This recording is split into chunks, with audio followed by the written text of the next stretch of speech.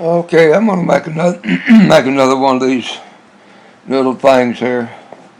I want to start off by mentioning the fact that I had told you, according to my about all the different types of cows that my father had in his dairy herd, and I mentioned Guernseys and Jerseys and Holsteins, and there was one other kind at the time I mentioned those that I couldn't remember the brand of cow that, but it was.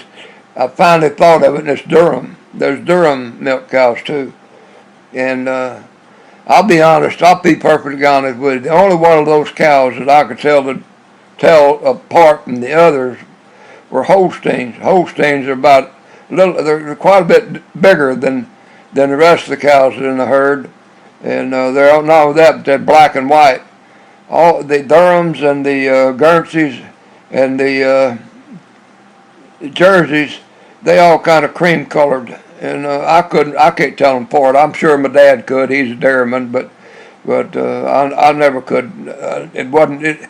I didn't consider it very important. I mean, if you milk them, what difference it make what brand it was, you know? But I thought I'd mention that we never had any Holstein bulls because they was too big for the Jersey cows and Guernseys and Durhams and things. So I never had a Holstein bull. But I got to tell you about another deal that happened to me. You get a big kick out of this one. I went down the field one day to get the cows, bring them back up, and I was just a little kid, 10, 12 years old, somewhere in there. And the farm, it wasn't exactly a farm behind us. It was a cattle ranch. We had a dairy ranch, but they had a beef cattle ranch back there, and the guy was raising these Brahma cows. I'm sure you've seen them. That's them bulls they ride in these rodeos, that big old hump on their back, and they're big things. My God, they're twice as big as a dairy cow, you know. And anyway, I walked down the field to get them cows. One of them old Brahma bulls was in there. I guess he'd jumped over the fence. Maybe some of our cows were in heat or something. He was coming over that fence. Jumped over the fence, come over in our pasture, and I saw him there, but I thought he's just another old cow, you know, so I walked up to him, and I throwed my hands up, and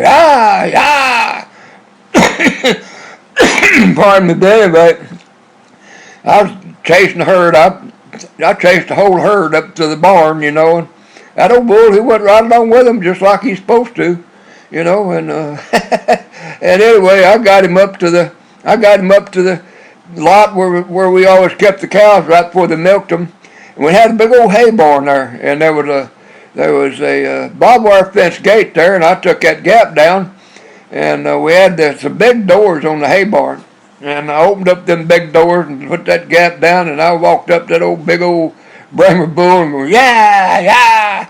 I chased him into the hay barn, closed the doors and put the gap back up.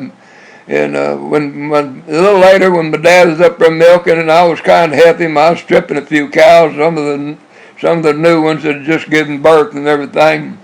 And I was telling my dad about that Brahma bull down there in the hay barn. We got through milking and all, and I don't know, it was an hour or two later. I guess my dad had went off and found a phone or something, because he didn't want no Brahma bull mating with his milk cows, you know. They don't milk Brahma cows, you know. They're not good milkers. But anyway, here come about three pickup trucks, all of them carrying one of them cattle trailers behind it. And cowboys got off, you know, got their horses. Well, first, before they got their horses out and everything, I told them I had them in the hay barn. So there was two or three of them got in the hay barn, got up on top of the hay, and he was down in the aisle, and they was trying to rope him. Anyway, he wasn't going for that, so he he ran out the same doors that I put him through, but I had them closed, and he tore them doors up. Then he took off through the fence. There was a barbed wire fence there, and he run through that thing, tore it all up. I'm looking there, and my eyes got about big as saucers.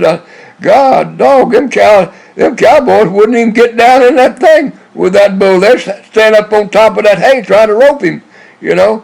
Then the next thing I know happened when he got out there, kind of out where he could have run plumb to the other end of the farm, you know. They got their horses out. There's two or three of them had their horses. I think it was two of them horses and one empty. I guess they brought one empty to take the bull back or something. I don't know what they're doing.